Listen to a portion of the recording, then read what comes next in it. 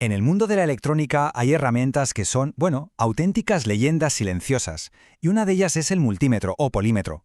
Un cacharrito que parece humilde, ¿verdad? Pero es que es absolutamente vital. Hoy vamos a hacer un viaje alucinante por su historia, para ver cómo pasó de ser un mecanismo súper delicado del siglo XIX a los laboratorios de bolsillo que usamos hoy en día. Y es que todo arranca con una pregunta que parece simple.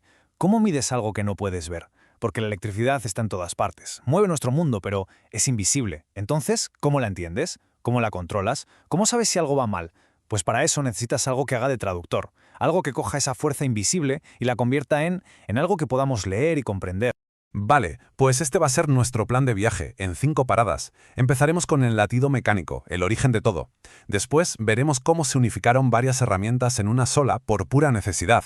De ahí el gran salto a la era digital. Y ojo, un problema moderno, la energía sucia. Y para rematar, nos meteremos hasta la cocina de un multímetro actual. Venga, empezamos. Muy bien, pues vamos al lío. Nuestro viaje empieza, como no, en el siglo XIX. Y la pieza clave, la que lo empieza todo, es esta, el galvanómetro. Y aquí lo tenemos. Eso es una auténtica maravilla de la ingeniería, ¿eh? Es el galvanómetro de D'Arsoval. Y aquí es donde pasa la magia. La electricidad se convierte en movimiento físico, algo que podemos ver. La idea es brillante. Hay una bobina móvil por la que pasa la corriente, y como está dentro del campo magnético de un imán permanente, ¡zas!, se genera una fuerza que la hace girar, y al girar, mueve la aguja. Así de simple, y así de genial. Y claro, esto no es magia, es física pura. El responsable de todo esto es el principio de Lorentz. Es la regla del juego, por así decirlo. Nos dice que la fuerza que se crea, ese empujón que hace girar la bobina, es directamente proporcional a la corriente que está pasando. O sea, a más corriente, más se mueve la aguja. A menos corriente, menos se mueve. Es una traducción, vamos, perfecta, súper elegante, de algo eléctrico a un movimiento mecánico que cualquiera puede leer. Pero claro, esta belleza mecánica no era perfecta. Ni de lejos. Para empezar, era súper frágil. Una caída, un golpe o una sobrecarga un poco bestia y adiós galvanómetro. Además, la precisión no era la misma en toda la escala. Y encima, la lectura dependía de tu vista, de si mirabas de lado, lo que siempre mete errores. Y por si fuera poco, la propia fricción del mecanismo le restaba sensibilidad. Hacía falta algo mejor, estaba claro. Y la siguiente evolución no llegó por un avance teórico, sino por un problema muy práctico. Un problema de espalda casi. Los técnicos de la época iban hasta arriba de cacharros. A ver, pongámonos en su piel. Tenías que ir a una reparación y cargar con 3 aparatos distintos, y no pequeños precisamente. Uno para medir amperios, otro para los voltios y un tercero para la resistencia. Un engorro total. Era pesado, era lento, vamos, un desastre logístico. Hasta que, en 1923, un ingeniero del servicio de correos británico, Donald Macadé, harto de la situación, tiene una de esas ideas que lo cambian todo. Literalmente. Y su idea fue el avometer. El nombre ya es una pista, ¿no? A-V-O. Amperios, voltios y ohmios. Lo genial es que, con un simple interruptor giratorio, el mismo mecanismo de aguja de antes se reconfiguraba por dentro para medir las 3 cosas. ¡Brillante! De repente tenías 3 herramientas en una. Un cacharro portátil. El diseño fue tan bueno que se convirtió en el estándar durante décadas. Y ahora sí que llegamos al cambio más brutal en la historia del multímetro. El momento en que la aguja mecánica, con todo su encanto, dio paso a los fríos y perfectos números digitales. Y creo que esta imagen lo dice todo. A la izquierda, ese ballet complejo de engranajes, muelles y bobinas del mundo analógico. A la derecha, la eficiencia limpia y silenciosa de un circuito integrado. El cambio no fue solo de aspecto. Fue una reinvención total desde los cimientos. El corazón de toda esta revolución tiene un nombre: convertidor analógico digital, o ADC. Piensen en él como el traductor universal. Es el chip que sabe cómo coger el lenguaje del mundo físico, que es analógico y continuo, y convertirlo al lenguaje de los ordenadores, unos y ceros. Entonces, ¿cómo funciona este traductor? Pues imaginemos que la onda es una curva suave. Lo primero es muestrear. El chip saca miles de fotos por segundo de esa curva. Luego cuantifica. A cada foto le asigna el número del escalón más cercano. La redondea.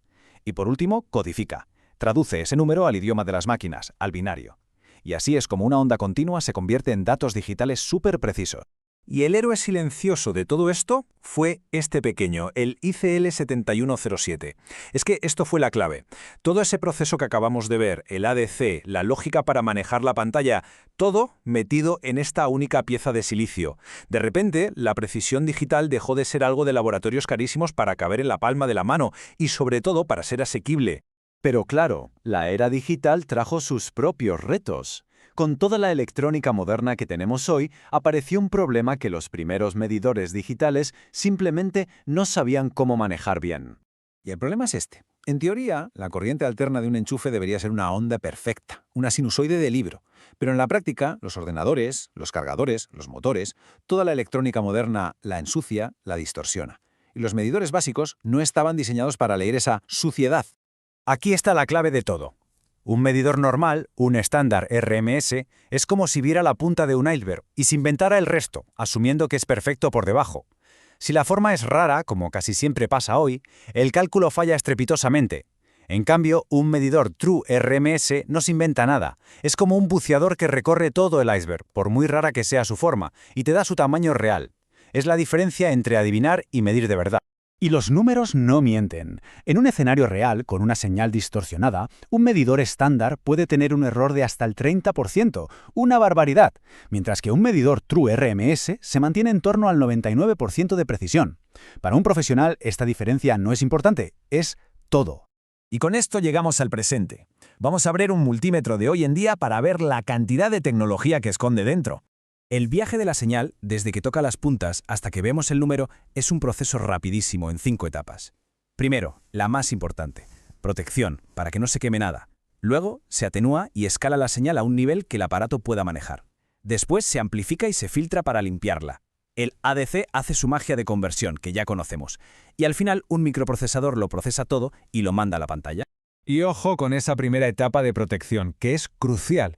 No es solo un fusible y ya está. Es un sistema de defensa con varias capas. Tienes fusibles que actúan en milisegundos, varistores que reaccionan en microsegundos y hasta diodos TBS que saltan en nanosegundos. Todo un ejército para proteger tanto al instrumento como, más importante, a la persona que lo está usando. Y si ponemos todo esto en una tabla, el resumen es brutal. Miremos la precisión con la corriente sucia. Pasamos de errores enormes a casi la perfección. O el número de funciones, de 3 o 4 a más de 20. Y la conectividad, de no tener nada a tenerlo conectado al móvil por Bluetooth o Wi-Fi. La evolución es sencillamente espectacular.